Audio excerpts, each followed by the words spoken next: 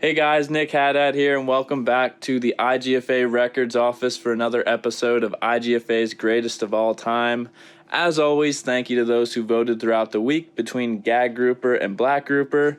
And no, I don't have any hanging on the wall to point to this week.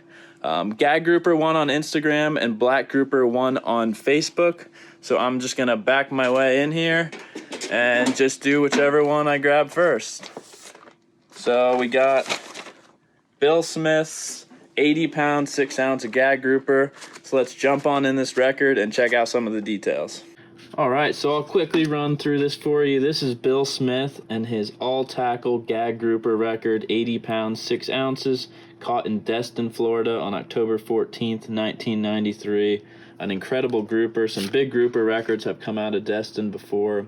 Here's another picture of the fish along the rod and reel that was used. It's a Penn Senator 6/0 reel on a custom rod. And here we have a picture of the scale.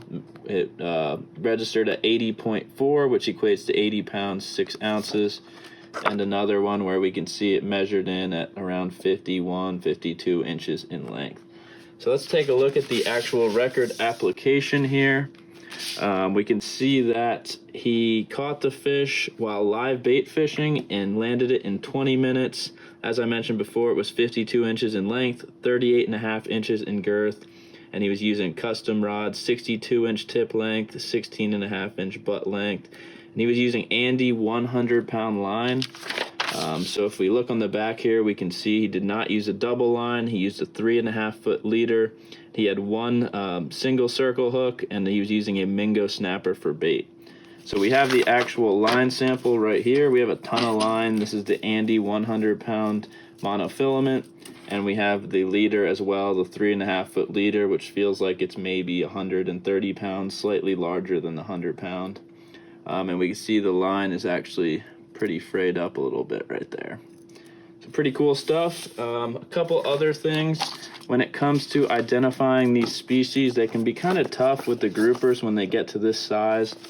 So we have a letter here saying that we sent it off. Doug Olander, IGFA representative, actually identified the previous record. And then we heard back from the Harbor Branch Oceanographic Institution, who confirmed your fish is the Gag Grouper.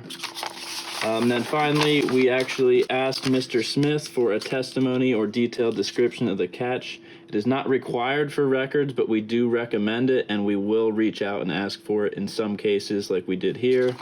And getting over to his description, he talks about being aboard the Sunrise, which we saw in that original picture, caught several nice amberjacks, felt the weight hit, took up the slack in the line, and then turned the crank 10 to 12 times off the bottom and waited, and the rest is history.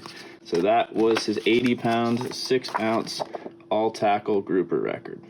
So thank you guys for checking out Bill Smith's all-tackle Gag Grouper record. I don't always go over the record requirements and the rules, so if you have any questions, comments, thoughts, concerns, mention them below, and I'd be happy to respond. And as always, stay safe out there and have a great weekend. We will see you guys next week.